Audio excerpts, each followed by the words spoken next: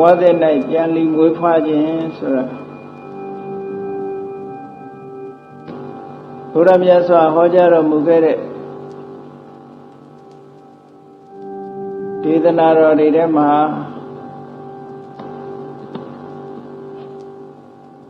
ပုဏ္ဏဘဝဆိုတဲ့စကားလုံးလေးပါလေးရှိတ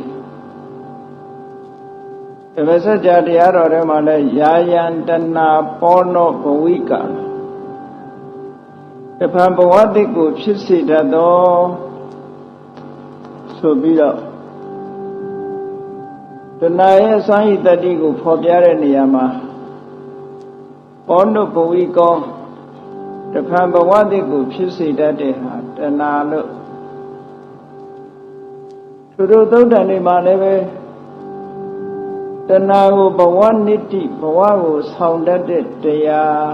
ဘဝတစ်ခုကနေတစ်ခုသယ်ဆောင်သွားတဲ့တရားဒီလိုဟော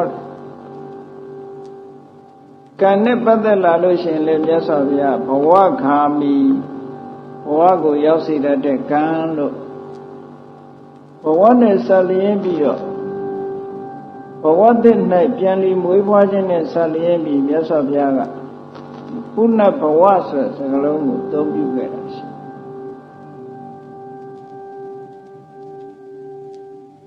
ဒီနေရာမှာဗုဒ္ဓဘာသာရေးစစ်ကဓမ္မလုံးဘဝနဲ့ပတ်သက်ပြီးတော့အမြင်ရှင်းဖို့အမတန်မှခက်ခဲတယ်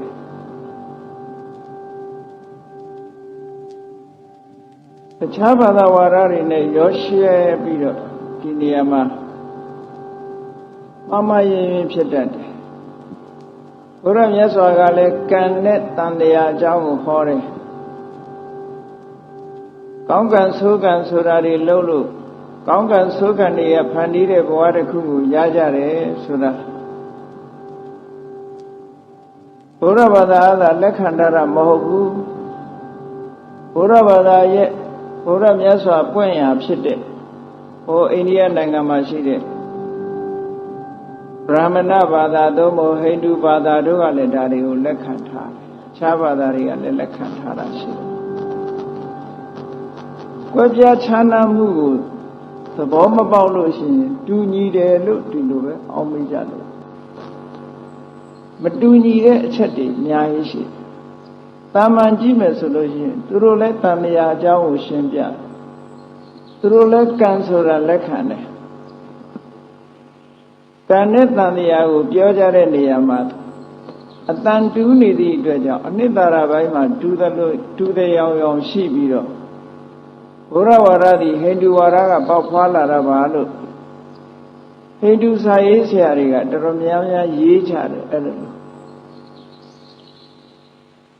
ဟိန္ဒူစာရေးဆရာတွေကဟိန္ဒူ ism ဆိုတဲ့အထက်မှာရေးဘယ်လိုထိအောင်ရေးတော့ဆိုBuddha was born in Hindu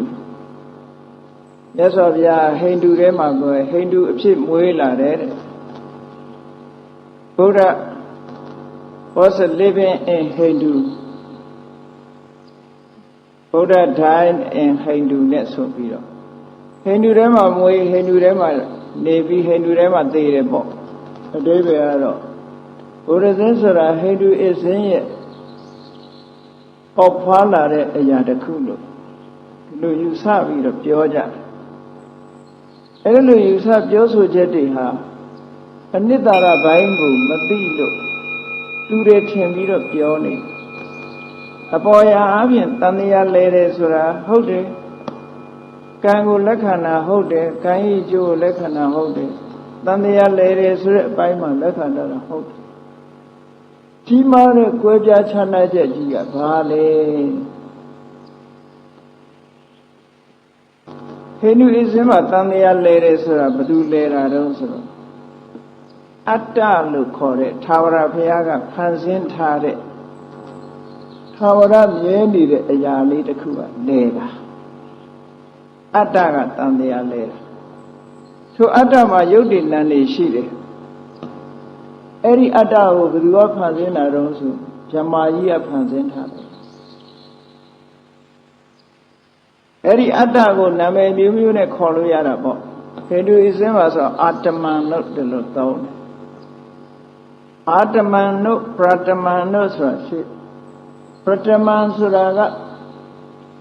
universal soul ကိုပြောတယ်ဇမာကြီးကနေဇမာကြီးကိုပရတမန် universal soul အဲ့ဒီ universal soul ဆိုတဲ့ဖန်ဆင်းရှင်ကြီးကနေပြီးတော့ individual soul လို့ခေါ်တဲ့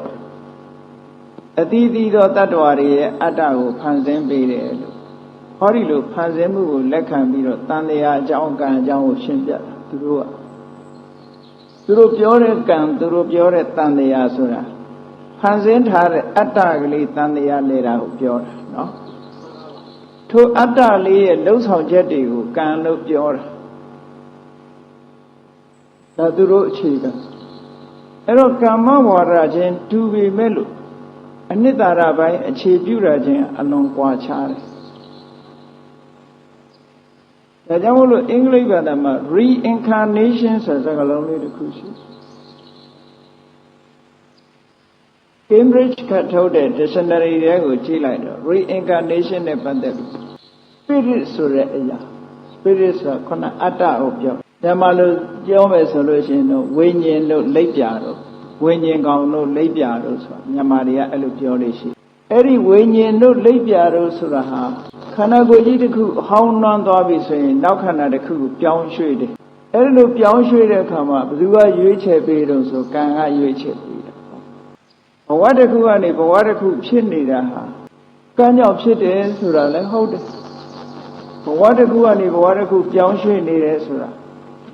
ဘယ်သူပြောင်းလာတော့ဆိုတဲ့နေရာကျတော့ခွာခြားသွားအဲ့ဒီအချက်ကလေးကိုမြင်ဖို့အမှန်တမ်းဘုရားဘာသာတွေလည်းပြောတာပဲလူဝင်စားနဲ့ပြောတတ်ဘယ်သူကတည်ပြီးဘယ်သူထဲဝင်စားတယ်လို့ပြောတာဒါအပြောအနေနဲ့တော့ဒီလိုပြောတာပြောလို့ရ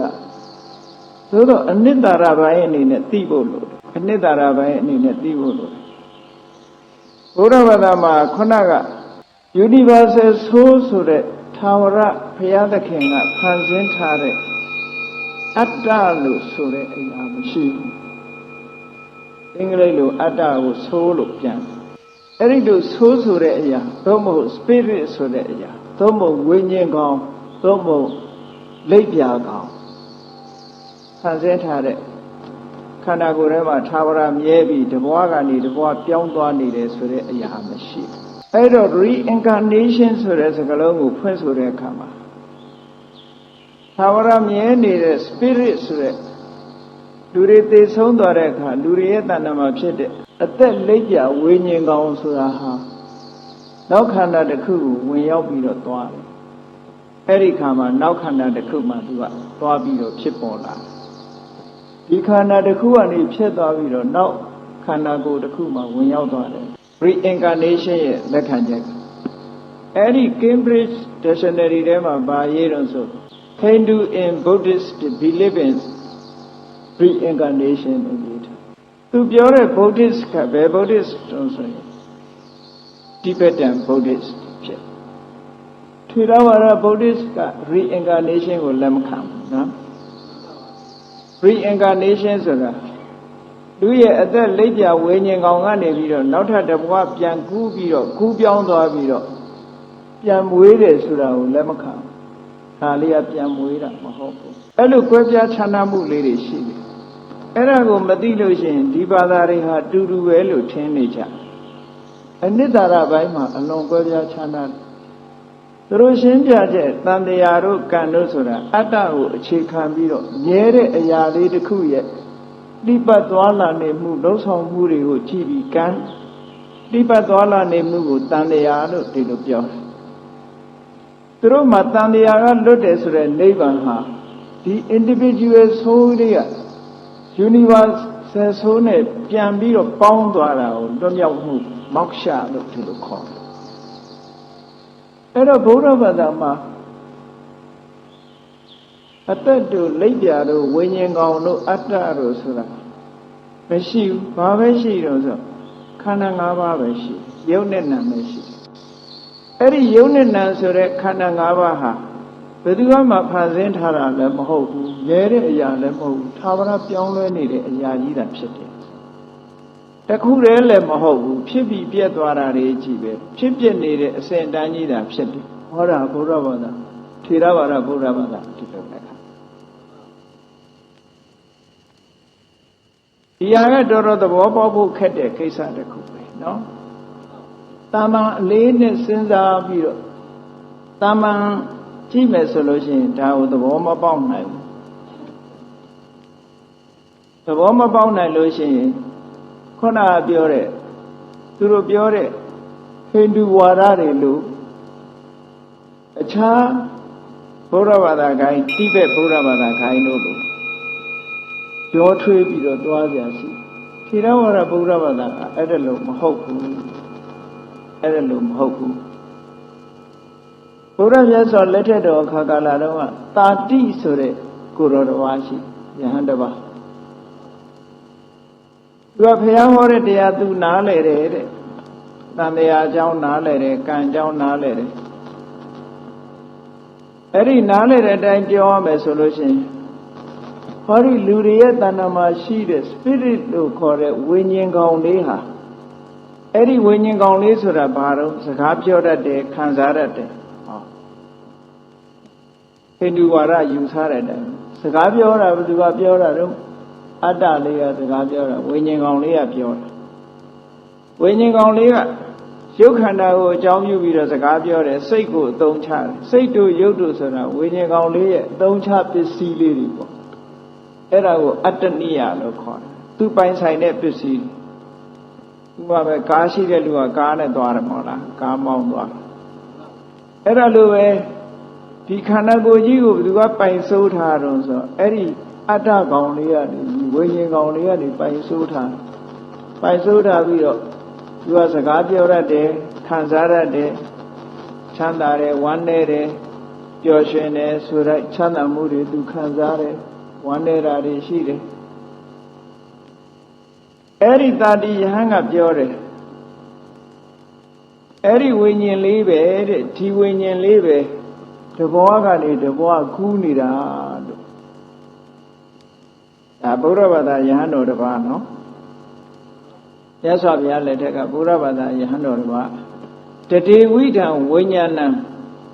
တန္တရတိတန္တာဝတိတဲ့သူပြောတဲ့စကားလုံးလေးကဟောဒီဝိညာဉ်ကောင်လေးသည်ပင်လင်တန်တရားလဲနေတာဟောဒီဝိညာဉ်ကောင်လေးသည်ပင်ခန္ဓာကိုယ်တစ်ခုကနေခန္ဓာတစ်ခုတစ်ခုပြောင်းလဲပြီးတော့သွားနာတဘောကနေတဘောသွားပြီးတော့ဘဝသစ်တွေဖြစ်နေတာလို့သူကဒီလိုပြောတယ်ဒီလိုပြောတဲ့အခါကျတော့ယဟန်တော်တွေကသူ့ကို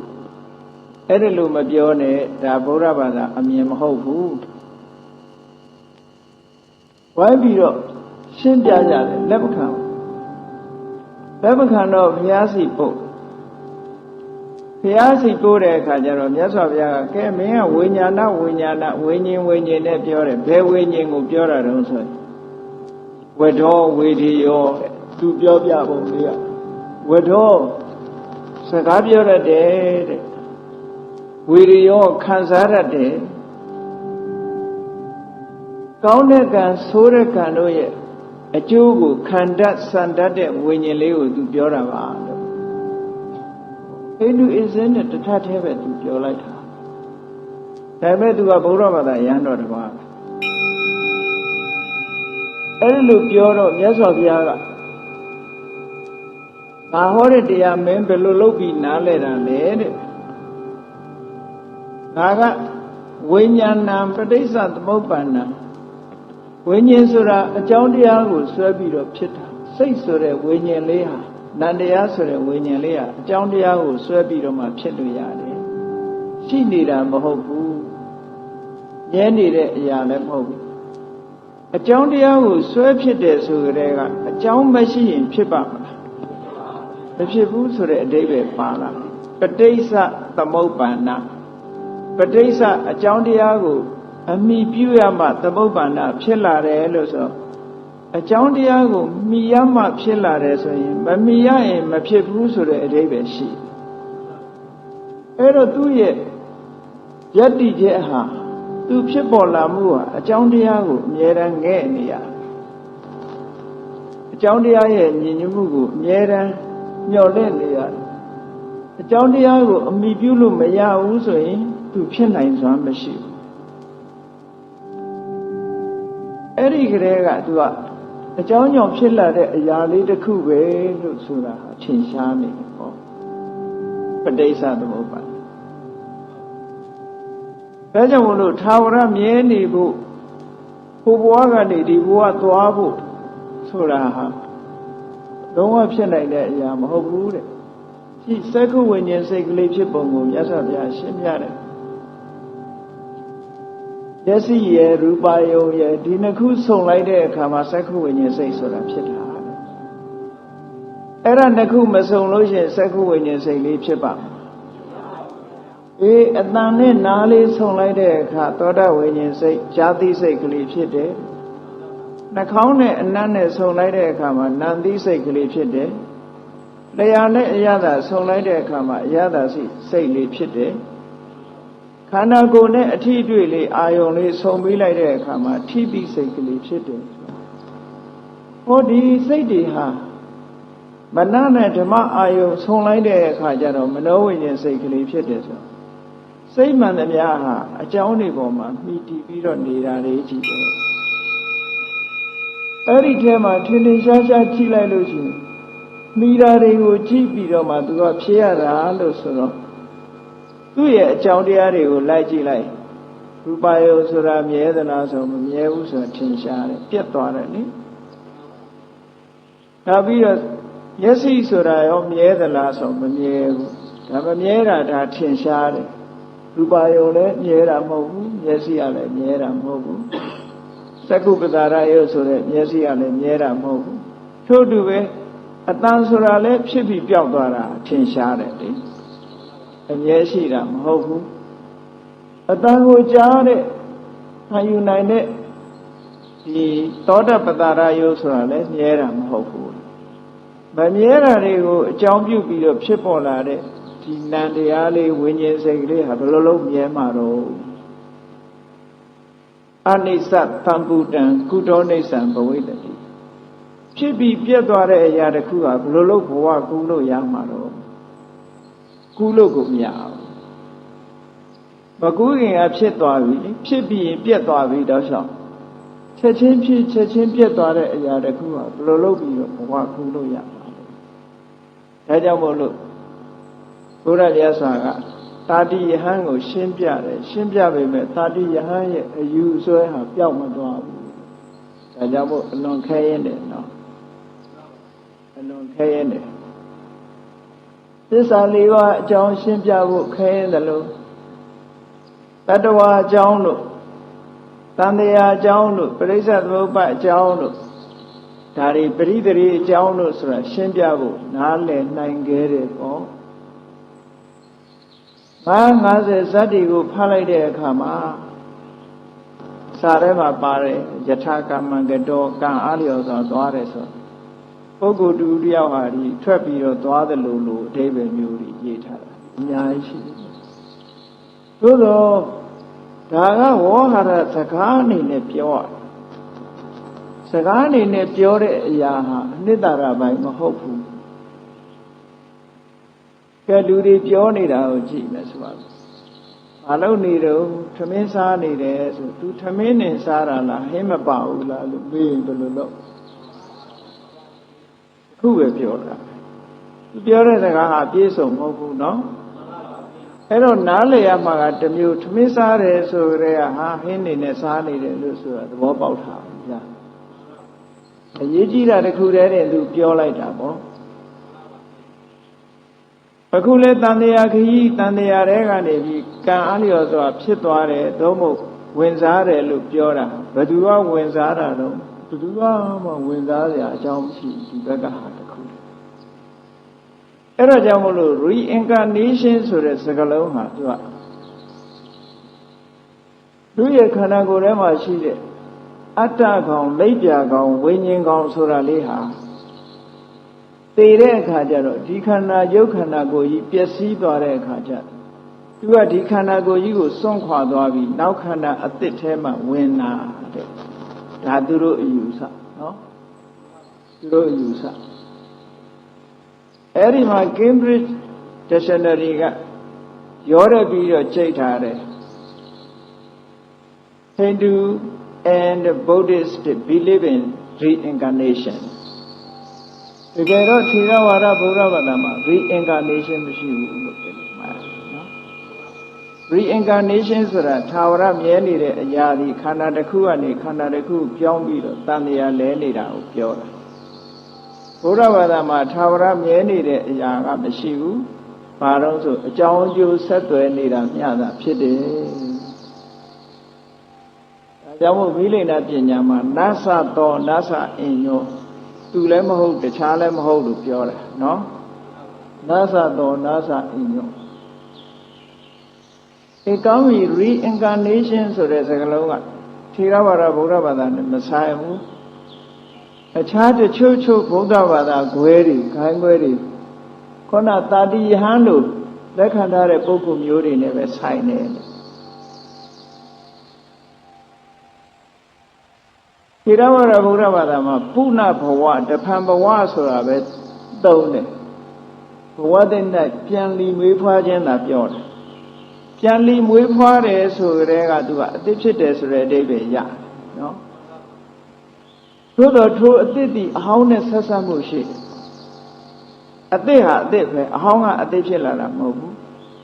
သူတို့ပြောတဲ့ reincarnation ဆိုတာဝိညာဉ်ကောင်လေးတစ်ကောင်လေးကနေလှက်ပတ်ပြီးတော့သွားလာတာခန္ဓာဟောင်းလို့အသစ်ပြောင်းတာပဲရှိတယ်သူတို့ကဥပမာတွေနဲ့ရေးထားတယ်ငှက်လေးတစ်ကောင်ဟာသစ်ပင်တစ်ပင်နားနေအဲ့ဒီသစ်ပင်လှဲလိုက်လို့ရှိရင်နောက်သစ်ပင်တစ်ပင်ပြောင်းရွှေ့သွားတယ်ပေါ့လူတစ်ယောက်ဟာလည်းအဝတ်တစ်ခုကနေအဝတ်တစ်ခုခေါင်းသွားရင်နောက်တစ်ခုအဝတ်တစ်ခုပြောင်းဝတ်တယ်အိမ်တအိမ်ကနေတခြားအိမ်တစ်ခုတည်းဝင်သွားတယ်ထို့တူပဲဟောဒီအတ္တလို့ဆိုတဲ့ဝိညာဉ်ကောင်လိပ်ပြကောင်လေးဟာဒီလူခန္ဓာကိုယ်ကြီးပျက်စီးသွားရင်ဒီခန္ဓာကိုယ်ကနေတခြားခန္ဓာကိုယ်ပြောင်းပြီးတော့ဝင်စားသွားတယ်လို့ဒီလိုပြောကြဒါကဟိန္ဒူအစ္စလာမ်မှာပြောတဲ့စကား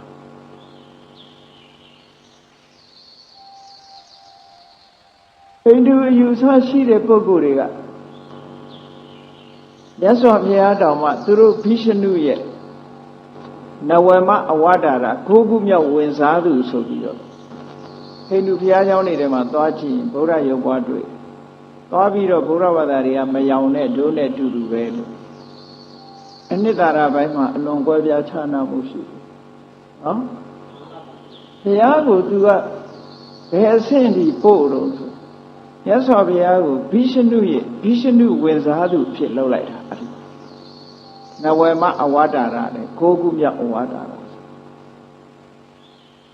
အဲ့တော့ဘိသနုကဟိုဝင်စားဒီဝင်စားဆိုတဲ့ဘိသနုဟာသာဝရမြဲနေတယ်အိဋ္ဌကြီးပဲဖြစ်နေတယ်ပေါ့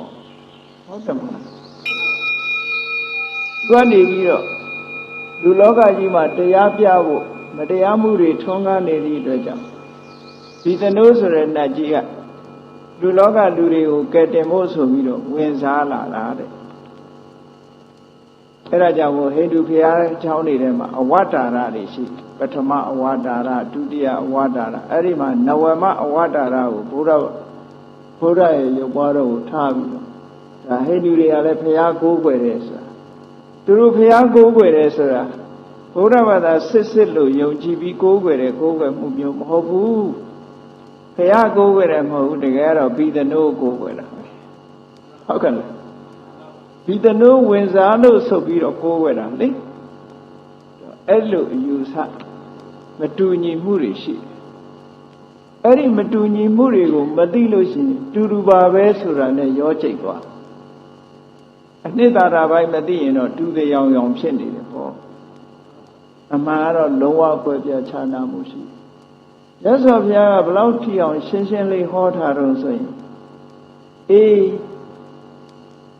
အမတန်သေးငယ်တဲ့မြေမှုံလေးလောက်တောင်မှပဲလောကကြီးမှာမြဲတဲ့အရာဆိုတာမရှိဘူးတဲ့အကယ်၍မြူမုံလေးလောက်သေးတဲ့အရာလေးတစ်ခုတောင်မြဲတဲ့အရာရှိတယ်ဆိုလို့ရှိရင်တဲ့မြတ်သောအကျင့်ကျင့်เสียမလိုဘူးလို့ဆိုလို့ ဆိုလိုတာကရသော်ဘုရားရဲ့တရားဓမ္မတွေကျင့်သုံးရတာမမြဲလို့ကျင့်သုံးရတာမမြဲတဲ့အရာတွေပြောင်းလဲနေတဲ့အရာတွေဖြစ်လို့မခိုင်မြဲလို့ဒါတွေကိုနားလည်သဘောပေါက်အောင်ကျင့်သုံးရတယ်လို့ပြောတာမြဲတဲ့အရာရှိနေလို့ရှိရင်ဘာမှကျင့်သုံးစရာမလိုဘူးတဲ့သူ့သဘာဝအတိုင်းမြဲသွားမှာပေါ့ဒါကြောင့်မို့ reincarnation နဲ့ဘုရားဘာသာကျမ်းဂန်တွေကြတော့ reincarnation ဆိုတဲ့အသုံးကိုမသုံးတော့ဘဲနဲ့ rebirth ဆိုတဲ့အသုံး rebirth ပြန်လည်မွေးဖွားခြင်း reincarnation ကဝင်စားခြင်းနော်ပြန်လည်ပြီးတော့ဝင်စားခြင်း rebirth ဆိုတာအကြောင်းကြောင့်ပြန်လည်မွေးဖွားလာခြင်းလို့ကံတရားအနေနဲ့ဆက်သွယ်ပြီးတော့ဖြစ်လာမှုပဲရှိတယ်တကယ်ကတော့ခိုင်မြဲနေတဲ့အရာဝတ္ထုတစ်ခုကနေပြီးတော့တဘွားနေတဘွားကူးနေတာမဟုတ်ဘူးတဲ့မြတ်စွာဘုရားရဲ့အလိုတော်ကယုံနဲ့နာနှမျိုးပဲရှိတယ်ခန္ဓာ၅ပါးပဲရှိတယ်အဲ့ဒီခန္ဓာ၅ပါးဟာလိုက်ကြည့်မယ်ဆိုရင်ရူပခန္ဓာဟာအတ္တလားဆိုအတ္တမဟုတ်ဘူးမြဲနေတဲ့အရာမဟုတ်ဘူးဝေဒနာခန္ဓာလည်းအတ္တမဟုတ်ဘူးသင်္ညေခန္ဓာလည်းအတ္တမဟုတ်ဘူးသင်္ခါရခန္ဓာဝိညာဉ်ခန္ဓာလည်းအတ္တမဟုတ်ဘူးဝိညာဉ်ကောင်မဟုတ်ဘူးလက်ပြကောင်မဟုတ်ဘူးဒါဖြင့်လူတွေဟာခန္ဓာ၅ပါးရဲ့အပြင်ဘာရှိသေးတယ်ဆိုဘာမှမရှိသူတို့လို့ဆိုတာခန္ဓာ၅ပါးအပြင်မှာအတ္တရှိနေသေးတယ်အတ္တရှိတယ်အဲ့တော့မြတ်စွာဘုရားကအတ္တဆိုတာဟောဒီခန္ဓာ၅ပါးတွေကတစ်ခုခုကိုမှားယွင်းစွာလွဲမှားစွာအမိတတ်ထားခြင်းသာဖြစ်တယ်ဟောဒီခန္ဓာ၅ပါးထဲမှာလိုက်ရှာကြည့်လိုက်လို့ရှိရင်သာဝရမြဲနေတဲ့အရာဆိုတာတစ်ခုမှမရှိဘူးလို့မြတ်စွာဘုရားကရှင်းရှင်းဟောတယ်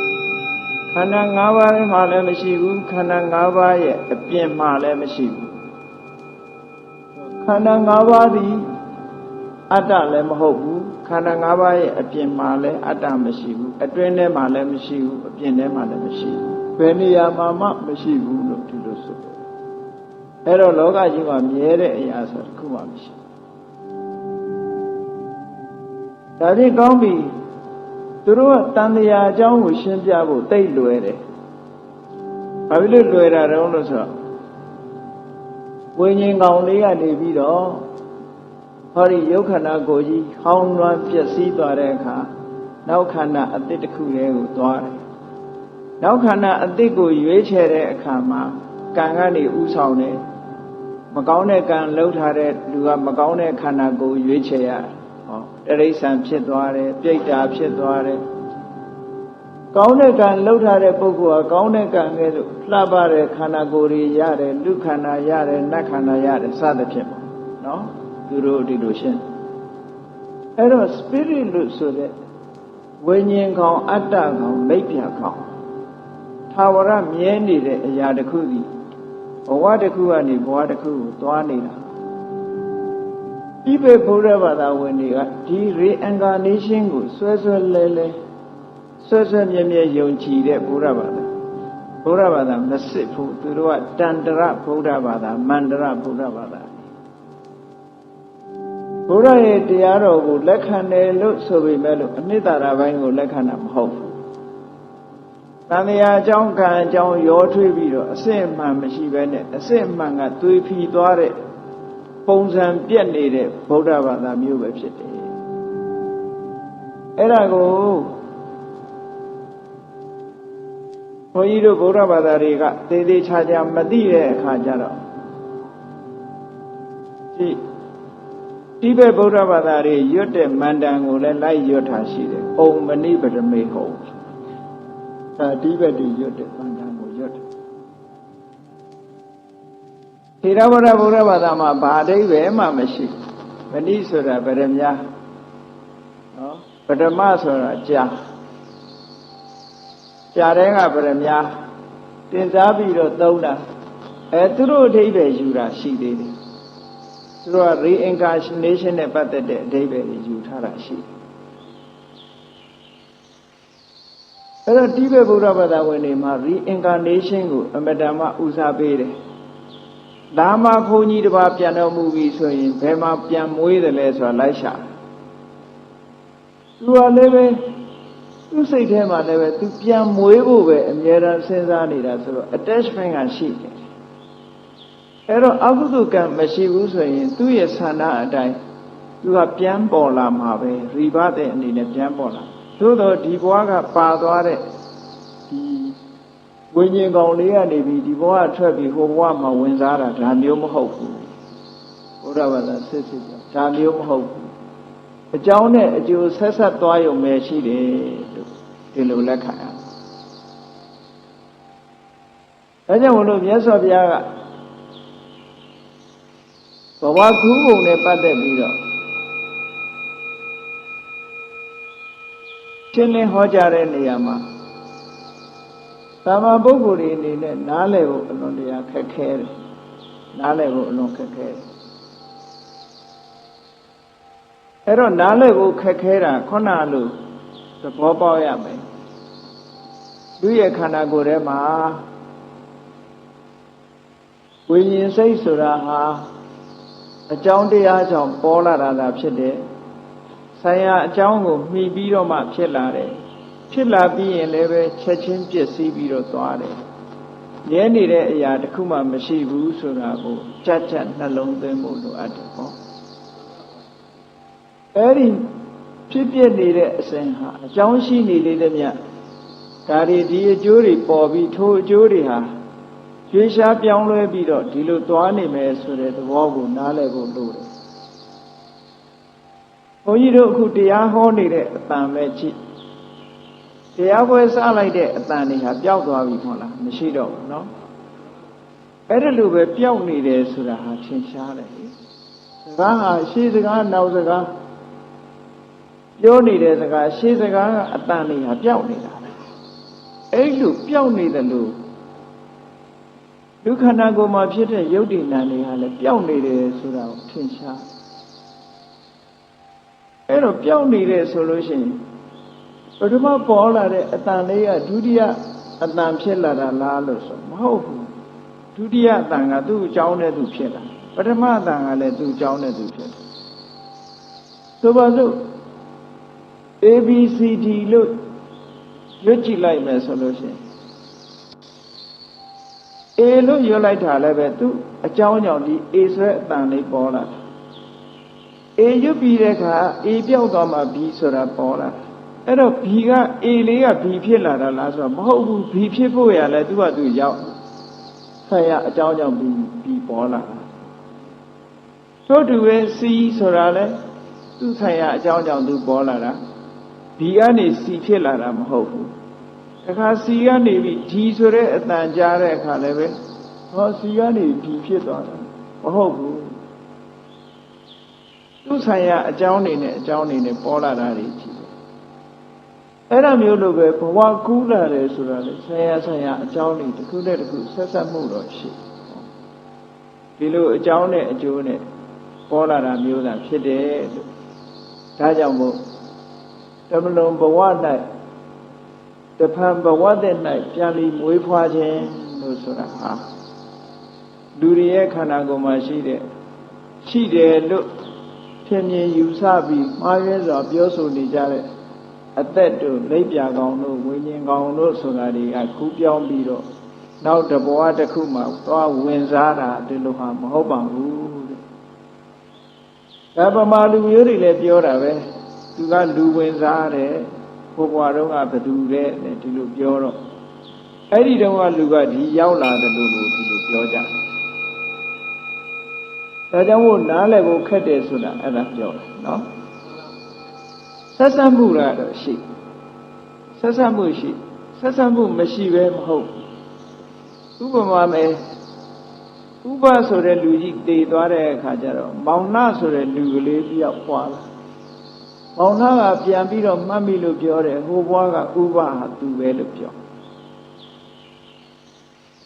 ဒါဖြင့်ဥပမသေးရင်မောင်နှမဖြစ်ဘူး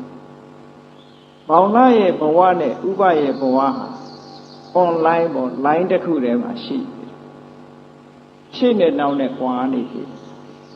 line တစ်ခုထဲမှာသာရှိ သို့တော့ဥပရဲ့ယုတ်တိနံနေခန္ဓာတွေကနေပြီးမောင်နှဖြစ်သွားတာတော့မဟုတ်ဘူးမောင်နှဖြစ်သွားတာမဟုတ်ဘူးဥပလုပ်ခဲ့တဲ့ကုသိုလ်ကံတွေအကုသိုလ်ကံတွေမောင်နှဘဝမှာခံရဆံရတယ်ဥပကဒီဘဝမှာသေသွားပြီဟိုဘဝမှာမောင်နှဖြစ်တယ်ဥပလုပ်ခဲ့သမျှတွေမောင်နှကခံရတယ်ဆိုဥပနဲ့မောင်နှဟာတယောက်တည်းလားလို့ဆိုရင်တယောက်တည်းမဟုတ်ဘူးနှစ်ယောက်လားဆိုရင်နှစ်ယောက်လည်းမဟုတ်ဘူးအကြောင်းအကျိုးဆက်ဆက်နေတယ်လို့ပဲပြောရနော်လိုင်းတစ်ခုထဲမှာရှိနေတယ်လိုင်းဆိုတာကိုသဘောပေါက်သွားလို့ရှိရင်ဒါထင်ရှားပါတယ်ဒီလိုင်းတစ်ခုထဲမှာလိုင်းဆိုတာတစ်ခုပြီးတစ်ခုဖြစ်တစ်ခုပြီးတစ်ခုဖြစ်နေတဲ့ဖြစ်ပြနေတဲ့လိုင်းကြီးပဲနော်အဲ့ဒီဖြစ်ပြနေတဲ့ line ထဲမှာဝင်နေသည့်အတွက်ကြောင့်ပတ်သက်မှုတော့ရှိတယ်ပေါ့စိတ်အစဉ်တွေကလည်းပဲထိုးတူပဲဝိသိစိတ်တွေမှာသေချာစဉ်းစားကြည့်ပင်စဒရဝိဇ္ဇံလေးချုပ်သွားတော့သက္ကုဝိညာဉ်ပေါ်တယ်ဆိုရင်ပင်စဒရဝိဇ္ဇံစိတ်ကသက္ကုဝိညာဉ်စိတ်ဖြစ်လာတာလားဆိုတော့မဟုတ်ဘူးပင်စဒရဝိဇ္ဇံစိတ်ကသူ့ဟာလည်းသူပဲသူဖြစ်ပြီးချုပ်သွားတယ်တခါသက္ကုဝိညာဉ်စိတ်ချုပ်သွားတဲ့အခါတမ္ပတိဆိုင်စိတ်ပေါ်တယ်ဆိုတော့တမ္ပတိဆိုင်ကသက္ကုဝိညာဉ်စိတ်ကဖြစ်လာတာလားဆိုတော့မဟုတ်ဘူးအဲ့ဒါလို့စင်စစ်မပြတ်စိတ်တွေဟာရှေ့စိတ်တွေချုပ်သွားလို့နောက်စိတ်တွေပေါ်လာတဲ့သဘောမျိုးပဲရှိတယ်တဲ့အဲ့တော့ပိဿဒရဝိဇ္ဇံစိတ်ကိုဥပလို့ပြောလို့ရှိရင်သက္ကုဝိညာဉ်စိတ်ကမောင်လှလို့ပြောလို့ရတာပေါ့သူတို့နှစ်ခုဟာ online ပဲ line တစ်ခုထဲမှာရှိနေကြ line တစ်ခုထဲမှာရှိနေတော့တူညီသောခံစားမှုတွေတူညီသောအခြေအနေတွေကိုတော့ရှိလာမှာပေါ့သို့တော့တထထီတူဒီဆိုတာဒီလိုပြောလို့မရဘူးဘာဝတရားအဲ့လိုကွဲပြားခြားနားမှုရှိဒါကြောင့်မို့နားလည်မှုခက်တယ်လို့ဖြစ်ပျက်ကိုသဘာဝရဲ့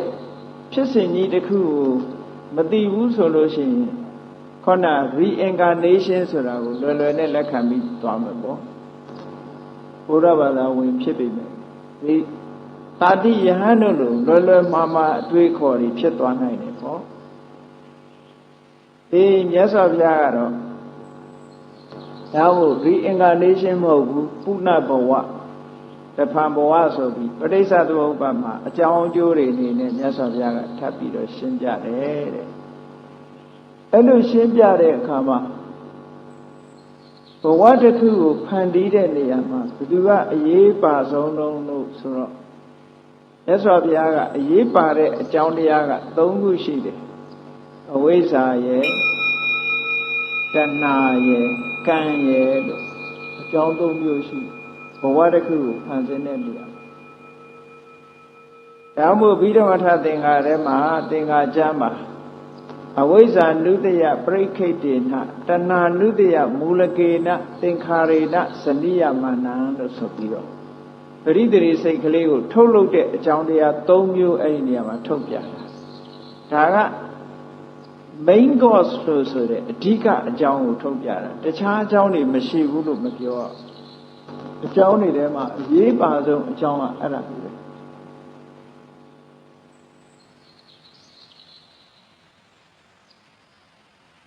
ရစကြတရားတော်မှာမြတ်စွာဘုရားက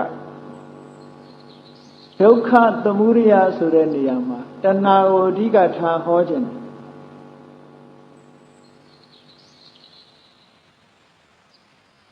တဏှာကိုအဓိကထားပြီးတော့ပြောတာဖြစ်လို့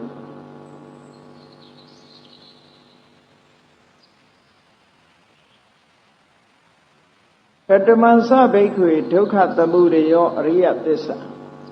ဒုက္ခကိုဖြစ်စေတဲ့အရိယသစ္စာဆိုတာဘာလဲလို့မေးပြီးတော့ယာယံတဏပောနောဘဝိကနန္ဒီရာဂသဟကတတ္တရတတ္တရာဘိနန္တိဆိုပြီးတော့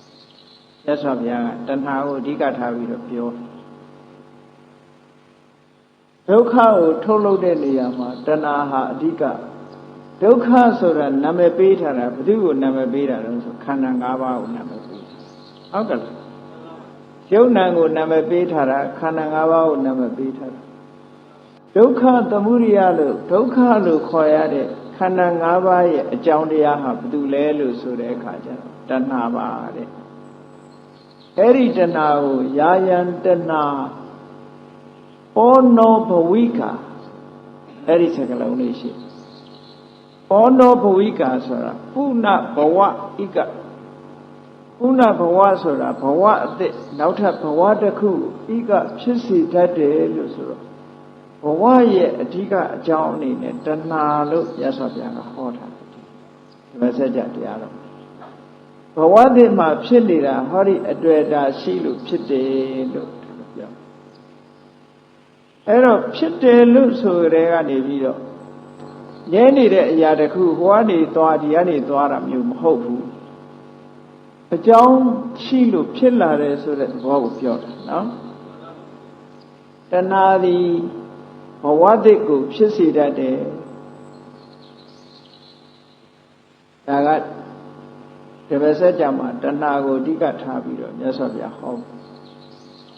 တခြားထိုးထိုးသုတ်တန်တွေမှာလည်းပဲ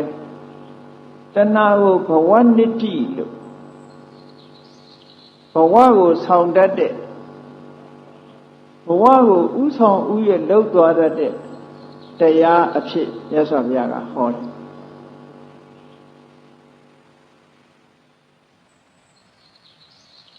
အဲ့တော့တဏှာတစ်ခုတည်းလှုပ်ထလားဆိုတော့မဟုတ်ဘူးတဲ့တဏှာကဘုသူစီကအကူအညီတွေရတော့ဆိုအဝိဇ္ဇာရဲ့အကူအညီရအဝိဇ္ဇာကအာယုံရဲ့အပြစ်ကိုမမြင်ရအောင်ဖုံးကွယ်ပြီးတော့ပေးထားတယ်ပေးထားသည့်အတွက်ကြောင့်အဝိဇ္ဇာဖုံးထားတဲ့အာယုံအမှန်မသိတဲ့အခါမှာတဏှာကတွေ့တာမှုကိုဖြစ်လာတယ်အဲ့ဒီတဏှာတွေ့တာတဲ့အခါမှာကံလို့ခေါ်တဲ့သင်္ခါရတရားကတွန်းပို့လိုက်တာဘဝသစ်တစ်ခုရောက်ပါဘယ်သူကိုတွန်းပို့တာတော့လို့မေးတွန်းပို့เสียခေါဏက reincarnation ကိုတွန်းပို့တာ spirit ကိုဝိညာဉ်ကောင်ကိုတွန်းပို့တာမဟုတ်ဘူးနော်သူတို့သုံးဦးကနေစုပြီးတော့ဖန်ဆင်းလိုက်တဲ့အခါကျတော့အကျိုးတစ်ခုပေါ်လာတာကိုပြောပြခုနကတော့သက္ခုံစပဋိစ္စရူပိစဥပ္ပစ္စတိသက္ခုဝိညာဏ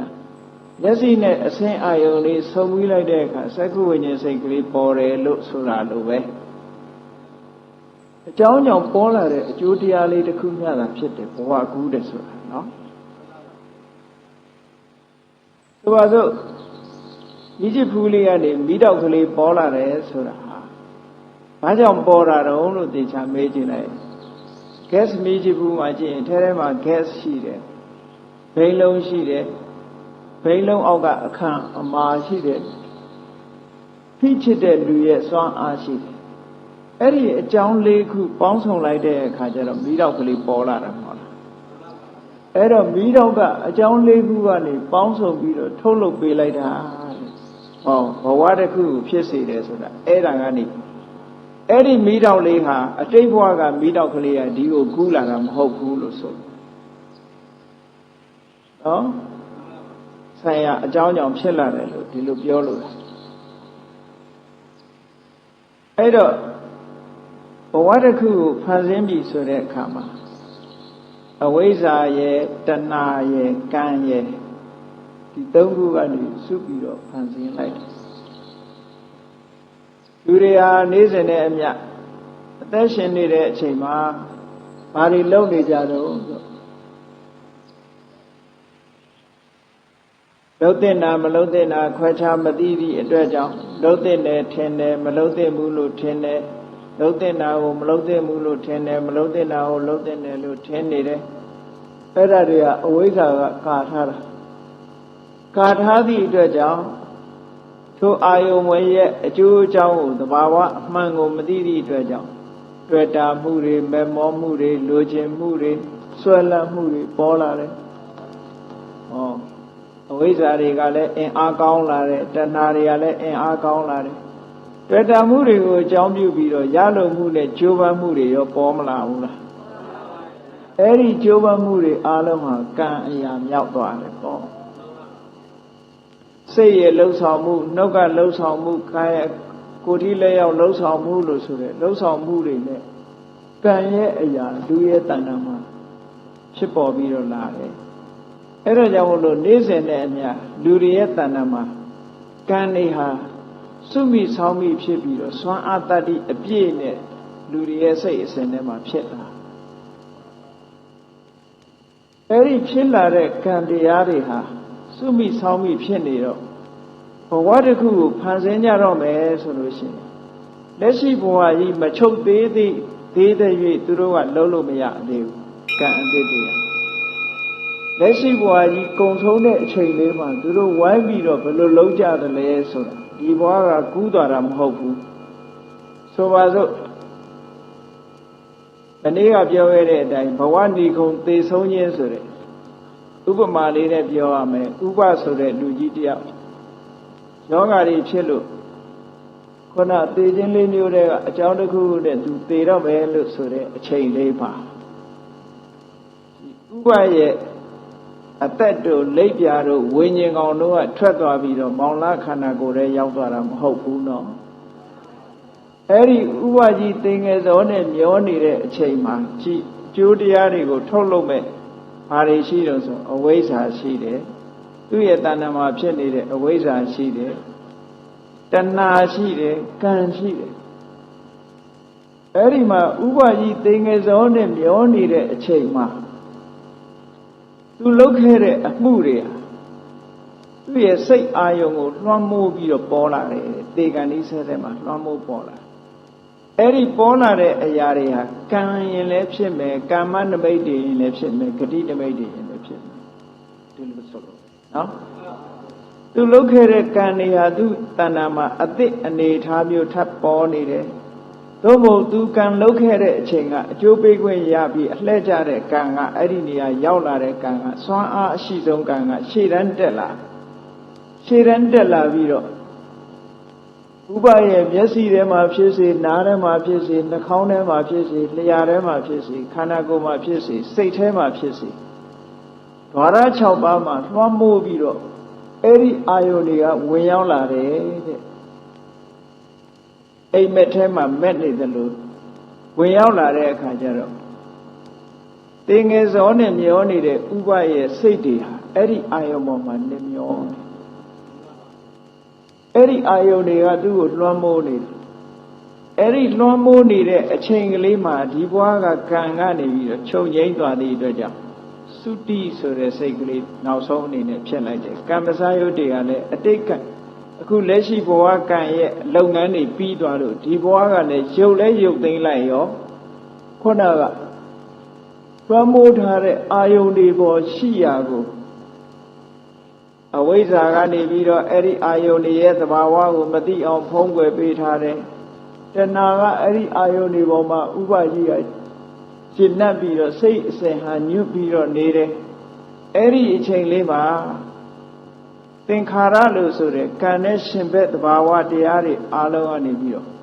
တွန့်ပို့လိုက်တယ်လို့ပဲဟိုဘဝမှာတရိစိတ်ကလေးပေါ်သွားတယ်ဒီလိုကူးတာပေါ်ဝါကူးတယ်ဆိုတာနော်အဲ့တော့ဗမာစာရီထဲမှာပြောလို့ရှိကြတယ်လောက်လန်းတဲ့ဖွဲ့ဝိညာဉ်တွေဆွဲစကားကိုပြောအဲ့ဒီလောက်လန်းတဲ့ဖွဲ့ဝိညာဉ်တွေဆိုတာကလောက်လန်းဆိုတဲ့အကောင်လေးတွေမြင်ဘူးပါလိမ့်မယ်သူကခါးလေးခုံးပြီးတော့သွားလေးရှိတယ်အမီးပိုင်းကခြေထောက်ပါတယ်ခေါင်းပိုင်းကခြေထောက်ပါတယ်အလဲကောင်မှာခြေထောက်မပါဘူးခြေထောက်မပါတော့ခေါင်းပိုင်းကအမီးပိုင်းကခြေထောက်ကထောက်ပြီးတော့ခေါင်းလေးကမြောက်ပြီးတော့သူကုတ်ရမယ့်နေရာကိုသူရှာတယ်ရှာပြီးလို့ကုတ်ပြီးပြီဆိုတော့နောက်ကခြေထောက်ကလွတ်လိုက်တယ်ပေါ့နောက်လန်းဆိုတဲ့အကောင်အဲ့ဒီနေရာမှာအတိတ်ပဲအမျိုးမျိုးယူကြတယ်ဘုရားမြတ်စွာရဲ့တရားနဲ့ကိုက်အောင်ယူမယ်ဆိုလို့ရှိရင်ဘယ်လိုယူနိုင်တော့လောက်လန်းတဲ့ဖွဲ့ဝိညာဉ်တွေဆိုတာအမှန်ကတော့ဒီဝိညာဉ်ဆိုတဲ့အရာကမရဏတဏ္ဍာဇောကိုပြောမယ်ဆိုလို့ရှိရင်အတိတ်ပဲရှိတယ်ပေါ့မရဏတဏ္ဍာဇောမပြောဘဲနဲ့လူတွေရဲ့အသက်လိပ်ပြဝိညာဉ်ကောင်ကလေးကဒီခန္ဓာကိုယ်ကြီးကနောက်ခန္ဓာကိုယ် မတွေ့သေးလို့ရှိရင်မလွတ်သေးဘူးဒီခန္ဓာကိုယ်တွေကထွက်မသွားသေးဘူးနောက်ခန္ဓာကိုယ်ရှိမှသူကထွက်သွားတယ်ဆိုတဲ့အဓိပ္ပာယ်မျိုးဆိုရင်တော့မှားတယ်ပေါ့နော်အဲ့ဒါလို့မဟုတ်ဘဲနဲ့စိတ်ကအာယုံယူတဲ့သဘောမျိုးကိုပြောမယ်ဆိုလို့ရှိရင်နောက်လန်းတဲ့ဘဝဝိညာဉ်တွေဆိုတာဘာကိုပြောတာတော့ဆိုခုနဥပကြီးသင်္ကေဇောနဲ့မျောနေတယ်ဆိုတာကြည်နောက်ဘဝဖြစ်မဲ့အာယုံတွေကိုသူကမြင်နေတာဂတိနိမိတ်တွေကိုမြင်နေတယ်ဆိုတာနောက်ဘဝအာယုန်တွေကိုမြင်နေတယ်ဒီဘဝကဟာလည်းလွတ်လိုက်ရောအဲ့ဒီနောက်ဘဝမြင်နေတဲ့ဟာတွေပေါ်မှာတတိစိတ်ဖြစ်သွားတာအဲ့ဒီအာယုန်ပေါ်မှာအာယုန်ပြုတ်ပြီးတော့တတိစိတ်ကလေးကဖြစ်ရတယ်စိတ်ဆိုတာအာယုန်မရှိဘဲနဲ့မဖြစ်ဘူးဆိုတာအလုံးသဘောပေါက်ပြီးသားနော်ဘယ်စိတ်ပဲဖြစ်ဖြစ်အာယုန်မရှိရင်မဖြစ်ဘူးဆိုတာသိကြတယ်အာယုန်နဲ့ကင်းပြီးတော့ဖြစ်တဲ့စိတ်ဆိုတာလောကမှာမရှိဘူးတဲ့စိတ်တိုင်းစိတ်တိုင်းဟာအာယုန်ရှိဒါမို့တရေစိတ်ကလေးဟာလူဘဝအစတရေစိတ်လေးဟာဘာအာယုန်ကိုအာယုန်ပြုတာတုံးလို့ဆိုခေါဏကတေကံဒီမှာတေငယ်စောနဲ့မျောနေတဲ့အချိန်မှာဒီပြပြုလုပ်ခဲ့တဲ့ကံထိုကံပြုစဉ်ကအခြေအနေတွေဖြစ်ရဘဝမှာပေါ်လာမဲ့ဖြစ်ရမဲ့ကြုံတွေ့ရမဲ့ခံစားရမဲ့ရရှိရမဲ့ဘဝအခြေအနေတွေအဲ့ဒီအခြေအနေတွေကိုမသေးခင်ကတည်းကမြင်နေတဲ့အဲ့ဒီအာယုံကစိတ်ကိုလွှမ်းထားတယ်အဲ့ဒီလွှမ်းထားတဲ့အာယုံကိုအာယုံပြုတ်ပြီးတော့ဟောဒီပရိသေစိတ်ကလေးကပေါ်လာတာအဲ့ဒါကြောင့်မို့လို့ကဲသင်္ကေဇောနဲ့မျောနေတဲ့ဥပကြီးအသက်လဲထွက်သွားရောဥပကြီးဘဝတုန်းကနေပြီးတော့သင်္ကေဇောနဲ့မျောပြီးတော့အာယုံယူနေတဲ့အာယုံကလေးအတိုင်းနောက်ဘဝမှာမောင်လာဆိုတာပေါ်လာတယ်ဒီလိုဆက်ဆက်မှုတော့ရှိတယ်ပေါ့ဥပဘဝတုန်းကယူထားတဲ့အာယုန်တွေနဲ့ကံအတိတ်ကနေပြီးတော့မောင်လာရဲ့ပရိသေစိတ်ကလေးအစတင်ပြီးတော့ဖန်ဆင်းလိုက်တယ်ဥပရဲ့သုတိစိတ်ကလေးရဲ့ချုပ်သွားတဲ့အချိန်လေးမှာမောင်လာရဲ့ပရိသေစိတ်ကလေးပေါ်လာတယ်ဥပရဲ့ပရိသေစိတ်ကလေးသုတိစိတ်ကလေးမဖြစ်မချင်းမချုပ်မချင်းမောင်လာရဲ့တရေစိတ်ကလေးမပေါ်ဘူးအဲ့ဒီပရိသုတိစိတ်ကလေးဖြစ်ပြီးချုပ်သွားခြင်းသည်မောင်လာရဲ့တရေစိတ်ပေါ်ခြင်းရဲ့အကြောင်းတရားဖြစ်တယ်အဲ့ဒါကိုအနန္တရတ္တိလို့ခေါ်တယ်အနန္တရပစ္စယောသမဏန္တရပစ္စယောနတ္ထိပစ္စယောဝိကတပစ္စယောဆိုတဲ့သူချုပ်သွားမှနောက်ကဟာပေါ်လို့ရတယ်အဲ့ဒီမှာဥပရဲ့သုတိစိတ်ကနေပြီးတော့မောင်လာရဲ့ပရိသေစိတ်ဖြစ်သွားတယ်လို့ဒီလိုပြောလို့ရအောင်မရဘူးเนาะဥပရဲ့ပရိသေစိတ်ကဥပရဲ့သုတိစိတ်ကအတိတ်ကံကြောင့်ဖြစ်တဲ့စိတ်ပဲဆိုပါစို့ဥပရဲ့ပရိသေစိတ်ကလေးကအတိတ်ကကံကနေဖြစ်လာတယ်ထိုကံကနေအကျိုးပေးလိုက်လို့ဥပရဲ့တသက်တာမှာဘဝင်စိတ်တွေဖြစ်တယ်ပရိသေစိတ်ဘဝင်စိတ်ဖြစ်တယ်နောက်ဆုံးစိတ်လေးကိုသုတိလို့ခေါ်တယ်အဲ့ဒီဥပရဲ့စိတ်ကဆိုပါစို့မဟာဝိဘက်ညာနာဝိပယုတ်စိတ်ထဲကတစ်ခုခုဆိုပါစို့အဲ့လိုဖြစ်တယ်ဥပရဲ့ဘဝမှာသူတရားနာတယ်တရားထုတ်တယ်စာပေတွေလိုက်စားတယ်ဖတ်ရှုတယ်ကုသိုလ်ကောင်းမှုတွေလုပ်တယ်အဲ့ဒီစွမ်းအားကြောင့်ရှင်တော်ဥပဘဝတုန်းကတော့ညာနာဝိပယုတ်နဲ့ပရိသေနေလာတာညာနာဝိပယုတ်နဲ့ပရိသေနေလာသည့်အတွက်ကြောင့်သူ့ရဲ့သုတိဟာလည်းပဲညာနာဝိပယုတ်ပရိသေညာနာဝိပယုတ်သုတိပဲအဲ့ဒီသုတိလေးချုပ်သွားတဲ့အခါနောက်ထပ်ပရိသေကြတော့သူလုပ်ခဲ့တဲ့ကံတွေကနေပြီးတော့သောမနတသဟကုညာနာတံပယုတ်မဟာဝိဘက်စိတ်ဆိုတာကိုအကျိုးပေးလိုက်တော့ဟောမောင်နာရဲ့တရေစိတ်ကြတော့ညာနာတံပယုတ်ဖြစ်သွားဥပရဲ့သုတိစိတ်တုံးကညာနာဝိပယုတ်ဆိုအဲ့တော့သုတိစိတ်နဲ့ပရိသေစိတ်ဟာတူသေးရဲ့မတူတော့ဘူးကံတရားကနေပြီးတော့ဖန်တီးပြီးတော့သွားအဲ့တော့ဥပရဲ့သုတိစိတ်လေးကဒီမှာပရိသေစိတ်အနေနဲ့မောင်းလာတဲ့ဝင်စားလာတာလားဆိုမဟုတ်ဘူးဟုတ်ရင်ထပ်တူပဲဖြစ်နေမှာပေါ့သူ့ရဲ့ဒီဝိညာဉ်စိတ်လေးကထပ်တူပဲဖြစ်နေမှာပေါ့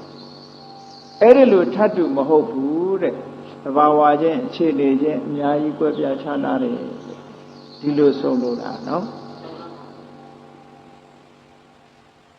အဲ့တော့ကံကမ္မနမိတ်ဂတိနမိတ်လို့ဆိုတာတွေကိုအာယုပြုပြီးတော့လူတွေမှာကောင်းတာလုပ်တာရှိတယ်မကောင်းတာလုပ်တာရှိတယ်ကောင်းတာလုပ်လို့ရှိရင်ကောင်းတဲ့ကံရဲ့စွမ်းအားနဲ့ကောင်းတဲ့အရေးတွေပေါ်တယ်မကောင်းတာလုပ်တဲ့ပုဂ္ဂိုလ်ကြတော့မကောင်းတဲ့စိတ်တွေရဲ့စွမ်းအားနဲ့မကောင်းတဲ့ကံရဲ့စွမ်းအားနဲ့မကောင်းတဲ့အရေးနိမိတ်တွေပေါ်လာတယ်အဲ့ဒီပေါ်လာတဲ့အပေါ်မှာတရေမျိုးစိတ်လေးကကျသွားတာတဲ့ဒါကြောင့်မို့မြတ်စွာဘုရားကဘဝတုတ်တန်နှစ်ခုပထမဘဝဒုတိယဘဝလို့ဆိုတဲ့ဒုတိယဘဝတုတ်ပထမဘဝတုတ်ဒုတိယဘဝတုတ်ဆိုတာအင်္ဂုတ္တရနိကေတိကနိဗ္ဗာန်မှာရှိတယ်အဲ့ဒီမှာကျတော့ကံကိုအဓိကထားပြီးတော့ဟောတယ်မြတ်စွာဘုရားကမ္မံခိတံဝိညာဏံဘိသံတဏတဏိဟောအဝိဇ္ဇာနိဝရဏနာတဏတန်ယောဇနာနာဟောဒီနှစ်ခုရဲ့အခုကြီးရှိတယ်အဝိဇ္ဇာနိဝရဏဆိုတာအဝိဇ္ဇာကစိတ်ကိုဆိုးပိတ်ထားလိုက်တယ်ဆိုးပိတ်ထားလိုက်တယ်ဆိုတာ तू မမြင်စေချင်တာတွေမမြင်အောင်ဆိုးပိတ်ထားဆိုလိုတာကသဘာဝကိုမမြင်အောင်ဆိုးပိတ်ထားတယ်အဝိဇ္ဇာဖုံးထားလိုက်တယ်အဝိဇ္ဇာဖုံးထားလိုက်သည့်အတွက်ကြောင့်အဆိုးကိုအကောင်းမြင်တယ်အကောင်းကိုအဆိုးမြင်တယ်ဟောကြောင်းမြန်လေးမြင်ကုန်သူကအမှန်မမြင်အောင်သာလုပ်တာမမြင်အောင်လုံးဝကွယ်တာမျိုးမဟုတ်ဘူးအဝိဇ္ဇာဆိုတာနော်ဒါကြောင့်မလို့အဝိဇ္ဇာကိုသဘာဝသာရဏလက္ခဏာလို့ဒီလိုခေါ်တယ်သဘာဝသာရဏဆိုတာတကယ်အစစ်မှန်ကိုမမြင်အောင်ဖုံးတာအကုန်လုံးကိုဖုံးတာလို့ပြောတာမဟုတ်ဘူးတကယ်အစစ်မှန်ကိုမမြင်အောင်ဖုံးတယ်ဆိုတော့အစစ်မှန်မဟုတ်တာတွေကိုပြတယ်ဆိုတာအဓိပ္ပာယ်မရပေဘူးလားအစစ်ကိုဖုံးထားတယ်ဆိုရင်အတုကိုပြထားတယ်ဆိုတဲ့စကားလုံးမှာအဓိပ္ပာယ်အလိုလိုပါပြီးသားဖြစ်သွားတယ်ပေါ့အတုကိုပြအဝိဇ္ဇာအဲ့လိုအတုကိုပြထားတဲ့အခါတဏှာတန်ရောစနာတဏှာကတွဲလိုက်တယ်ခြိလိုက်တယ်နှောင်လိုက်တယ်တွေ့တာလိုက်တယ်အဲ့ဒီအာယုံပေါ့တဏှာနှောင်ကြိုးကခြိလိုက်တယ်ဟောတတ္တဝါဟာဒီအာယုံတွေကဘယ်လိုလုပ်ယုံထွက်လို့ရတော့အဲ့ဒီအာယုံလေးထဲမှာနစ်မျောနေတဲ့အချိန်မှာကံကနေပြီးတော့မျိုးစေ့ချထည့်လိုက်တယ်ဟောအဲ့ဒီမျိုးစေ့ချထည့်လိုက်တာအဲ့ဒီကံကဒီနေရာမှာအရေးကြီးဆုံးကဘယ်သူလဲလို့ဆိုရင်ကမ္မံခိတံလို့ဝိညာဏံဘီဇံလို့သုံးတာဘယ်ဝိညာဉ်ကိုပြောတာတုံးလို့ဆိုတော့အဘိသင်္ခါရဝိညာဉ်အဘိသင်္ခါရဆိုတာဘဝတစ်ခုကိုဖန်ဆင်းနေတဲ့ဝိညာဉ်ဆိုတာမရဏတဏ္ဍဇောနဲ့ရှင်တွဲပြီးတော့လာတဲ့ကံတရားမရဏတဏ္ဍဇောကဒီအာယုန်တွေကိုယူထားတာနော်အဲ့ဒီမရဏတဏ္ဍဇောဝိညာဉ်စိတ်ကတတိမျိုးစိတ်လေးကိုချပေးလိုက်တယ်ကံတရားတွေစွာဒီလိုဆိုလို့တယ်နော်အဲ့ဒီနေရာမှာကံဟာလေမြေနဲ့တူပြီးတော့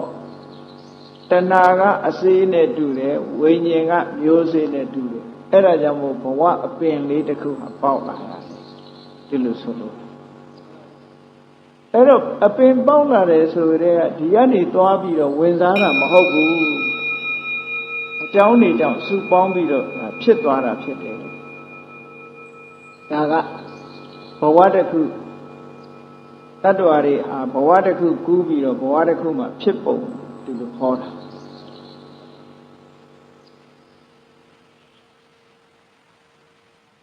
ရသော်ဘုရားနဲ့ယဟန္တာပုဂ္ဂိုလ်တွေကြတော့အဲ့ဒီတဏှာအဝိဇ္ဇာရဲ့တဏှာရဲ့ကံရဲ့လို့ဆိုတဲ့ဘဝတစ်ခုကိုဖန်တီးပေးနေတဲ့အဓိကအကြောင်းအရာတွေကဘယ်ဟာကိုဖျက်ဆီးလိုက်တာတော့ဆိုတော့ဟောအဝိဇ္ဇာနဲ့တဏှာကိုဖျက်ဆီးပြလိုက်အဝိဇ္ဇာနဲ့တဏှာကိုဖျက်ဆီးထားလိုက်တဲ့ဖြင့်သဘာဝကိုအဝိဇ္ဇာမရှိတော့သည့်အတွက်ကြောင့်သဘာဝကိုမဖုံးနိုင်တော့မဖုံးနိုင်တော့သဘာဝအရှင်းကြီးမြင်နေတယ်သဘာဝအရှင်းကြီးမြင်နေတော့သူ့သဘာဝအတိုင်းဆိုရင်တွေ့တာမှုတဏှာဆိုတာမလာနိုင်ဘူးတဏှာကလည်းမတွေ့တော့ဘူးတဏှာမရှိတော့သည့်အတွက်ကြောင့်တဏှာကလည်းမတွေ့တော့ဘူးအဝိဇ္ဇာကလည်းဖုံးထားတာမရှိဘူးတဏှာကလည်းမတွေ့တော့ဘူးဆိုလို့ရှိရင် ကံကသူ့နည်းနဲ့သူကံနေရှိနေတော့လေအဲ့ဒီကံကပြစ်ချခြင်းကမစွမ်းနိုင်ဘူးသူ့မှာအကူအညီတွေမရှိတော့ဘူးအဲ့ဒါကိုပြောတာနော်အကူအညီမရှိတော့ဘူးဆိုနောက်ဘဝတစ်ခုကိုကံကမဖန်တီးနိုင်တော့ဘူးလို့ပြောတယ်အဲ့တော့ယဟန္တာရဲ့ဘဝမြတ်စွာဘုရားရဲ့ဘဝကံတရားတွေကအတိတ်ကကံတရားရှိနေသေးတော်လည်းပဲဘဝတစ်ခုကိုတည်ဆောက်နိုင်တဲ့စွမ်းအားသူတို့မှာကုန်သွားပြီအရတ္တမဲ့ဘယ်ချိန်ကတည်းကကုန်သွားတာတော့ဆိုတဏှာနဲ့အဝိဇ္ဇာကုန်သွားကြတဲ့ကံတွေကအလုံးလုံးလို့မရတော့ဘူးသစုံလုံးကိုဒီခါတဲ့ခြေထောက်တွေချိုးထားလိုက်တယ်လို့ပဲအဝိဇ္ဇာနဲ့တဏှာကိုဖျက်ထားလိုက်ကြတဲ့ကဒီသစုံလုံးဟာနော်ခြေထောက်တွေချိုးထားလိုက်လို့ရှိရင်သစုံလုံးကြီးသွားလို့ရသေးရဲ့မရတော့ဘူးလို့ပဲအဲ့ဒါလို့ရှိနေသေးတော့လည်းပဲအကျိုးပေးခွင့်မရဘူးဒါကြောင့်မို့လို့ရှိနေသေးတော့လည်းအကျိုးပေးခွင့်မရသည့်အတွက်ကြောင့်ကံကိုလည်းကုန်စေတယ်လို့ဒီလိုသုံးတာတကယ်ကတော့ကံကိုပယ်လို့မရဘူးပယ်တာကကိလေသာကိုပယ်တာတဲ့ကိလေသာဆိုတာအဝိဇ္ဇာနဲ့တဏှာပဲဒီလိုအဲ့တော့အဝိဇ္ဇာနဲ့တဏှာဆိုတာကိုပယ်လိုက်တာနဲ့တကြိမ်နဲ့ကံတွေကအလုံးမလုံးနိုင်ဘူးအလုံးမလုံးနိုင်သည့်အတွက်ကြောင့်ရှိဘဝသစ်တစ်ခုကိုနောက်ထပ်ဖော်ထုတ်နိုင်ခြင်းကမစွမ်းနိုင်တော့လို့ဘဝပြတ်သွားအဲ့ဒါကြောင့်မို့လို့မြတ်စွာဘုရားကဘုရားအလောင်းတော်လေးဖွားမြင်လာတဲ့အချိန်ကပဲခုနဘဝလှမ်းပြီးတော့သူ့ရဲ့ဘဝကိုကြွေးကြော်ခဲ့တာရှိတယ်လေအခောဟမတမိလောကတစစ်ထောဟမတမိလောကတတစ်ထောအဟမတမိလောကတလောကကြီးမှာငါဟာအကြီးဆုံးပဲအမြတ်ဆုံးပဲလို့ကြွေးကြော်ပြီးတော့ဘာတွေပြောတော့ဆိုအယမန္တိမာဇာတိဒီဘဝဟာနောက်ဆုံးဘဝပဲလို့နတ္ထိဌာနိပုဏ္ဏဘောနောက်ထပ်ဘဝငါမှမရှိတော့ဘူးဒါနောက်ဆုံးဘဝလို့ဆိုတာကိုအလောင်းတော်လေးဘဝကလေးကကြွေးကြော်ပြောဆိုခဲ့တယ်ဘုရားဖြစ်တော်မူတဲ့အခါကျလဲနော်ဒွဲဆက်ကြဟောတဲ့အခါမှာလည်းရှိတယ်မို့လားနတ္ထိဌာနိအယမန္တိမာဇာတိနတ္ထိဌာနိပုဏ္ဏဘောဆိုတာကြည့်ဒီဘဝဟာနောက်ဆုံးမိဘဝပဲနောက်ထပ်ဘဝတည်းဆိုတာမရှိဘူးဘာဖြစ်လို့မရှိဘူးလို့ပြောနိုင်တာတော့ခုနကအဝိဇ္ဇာဆိုတာလည်းမရှိတော့ဘူးတဏှာဆိုတာလည်းဖယ်ရှားပြလိုက်သည့်အတွက်ကြောင့်မရှိတော့ဘူးဘဝကိုထုတ်လုပ်မဲ့အကြောင်းတရားတွေမရှိတော့သည့်အတွက်ကြောင့်ဘဝဆိုတာပြတ်ငြိမ်းသွားပြီဒါကြောင့်မို့ခိနာဇာတိပရိသန္တိနေခြင်းသည်ကုန်သွားပြီကတံကရဏီယနာပရံဣတ္တထံလှုပ်ရှားပြီးအလုံးလှုပ်ပြီးသွားပြီလို့ဒီလိုပြောတာနော်ဒါကြောင့်မို့လို့ဘဝတစ်ခုကိုဖန်တီးနေတဲ့အရာဒီအဝိဇ္ဇာနဲ့တဏှာကံဒီသုံးခုဖြစ်ပါတယ်အဲ့ဒီသုံးခုတွေကနေပြီးတော့ဖယ်ရှားပြရမှာကတဏှာနဲ့အဝိဇ္ဇာကိလေသာကိုဖယ်ရှားပြရမယ်ဘုသုံးပါးထဲမှာပြောမယ်ဆိုလို့ရှိရင်ဆက်ဝိုင်းလေးတစ်ခုရေးချလိုက်ပြီးတော့ထိုးဆက်ဝိုင်းလေးကိုအကန့်ကလေးသုံးကလှုပ်ကြည့်လိုက်တစ်ခုကကိလေသာဝတ်တစ်ခုကကမ္မဝတ်တစ်ခုကဝိပါကဝတ်အဲ့ဒီဆက်ဝိုင်းလေးကိုလှည့်ကြည့်လိုက်မယ်ဆိုလို့ရှိရင်ကိလေသာဝတ်ဆိုတာလိုချင်တယ်လိုချင်လို့ကမ္မဝတ်ဆိုတာလုပ်တယ်လုပ်လို့ဝိပါကဝတ်ဆိုတာရလာတယ်လိုချင်တယ်လုပ်တယ်ရတယ်ရတော့လိုချင်ပြန်တယ်လုပ်ပြန်တယ်ရပြန်တယ်ဟောဒီလိုနဲ့တန်တရားလဲနေတာအဲ့ဒီဆက်ဝိုင်းနဲ့အဲ့ဒီမှာပထမဆုံးပယ်ဖြဲရမှာကရတာကိုပယ်ဖြဲဖို့မလိုဘူးလိုချင်တာကိုပယ်ဖြဲရလိုချင်တယ်ဆိုတာမရှိတော့ဘူးဆိုလို့ရှိရင်အဲ့ဒီတကန့်ပြက်သွားတာနဲ့တကြိမ်နဲ့နောက်ကလှုပ်တယ်ဆိုတဲ့အကန့်လည်းပြက်သွားအဲ့ဒီရှိကနှကန့်ပြက်သွားတာကိုပဲကိလေသာငြိမ်းသွားတယ်လို့ပြောတာနော်ရှိနှကန့်ပြက်သွားတော့ဝိပါကဆိုတာကြီးကျမ်းနေသေးတယ်အဲ့ဒီကျမ်းနေတဲ့ဟာကဒါကနောက်ဆုံးအနေနဲ့သူ့ရဲ့တက်တန်းကုန်သွားလို့သုတိစိတ်ကလေးကျသွားလို့ရှိရင်သူ့ရှိတိုင်းကကာမဝတ်ဆိုတာလည်းမရှိတော့ကိလေသာဝတ်ဆိုတာလည်းမရှိတော့တဲ့အတွက်ကြောင့် နောက်ထပ်ဝိပါကောဝတ်ဆိုတာထပ်ထုတ်လုပ်နိုင်စွာမရှိလို့သုတိစိတ်ပြီးတဲ့နောက်မှာဘာမှမရှိတော့ဘူးချုပ်ငြိမ်းသွားတယ်လို့ဒီလိုပြောတာနော်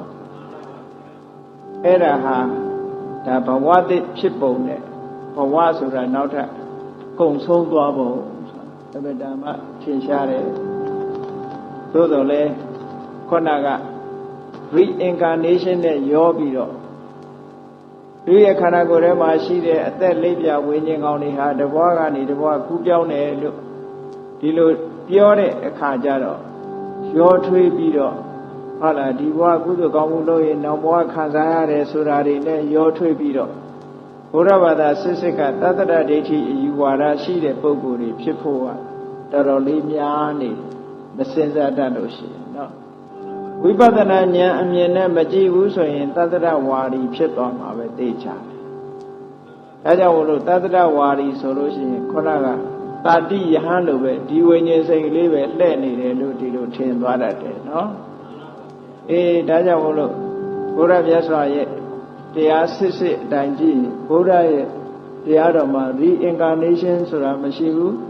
အဝိဇ္ဇာတဏကံမကင်းသေးလို့ရှိရင်တော့အဝိဇ္ဇာတဏကံတွေကနေပြီးထုတ်လုပ်တဲ့ဘဝဆိုတာရှိနေအောင်မှာပဲလို့ဒီလိုသဘောပေါက်ပြီးတို့တဲ့ရဲ့တဏ္ဍာမှာဖြစ်တဲ့အဝိဇ္ဇာနဲ့တဏှာကိုဖယ်ရှားနိုင်အောင်တို့ကြိုးစားကြရမှာလို့ကိုယ်စီသဘောပေါက်ပြီးအဝိဇ္ဇာတဏှာကင်းရကင်းကြောင်းကုသိုလ်တရားကိုချင်းတရားများကိုကြိုးစားအားထုတ်ပွားများနိုင်ကြပါစေကုန်သတည်း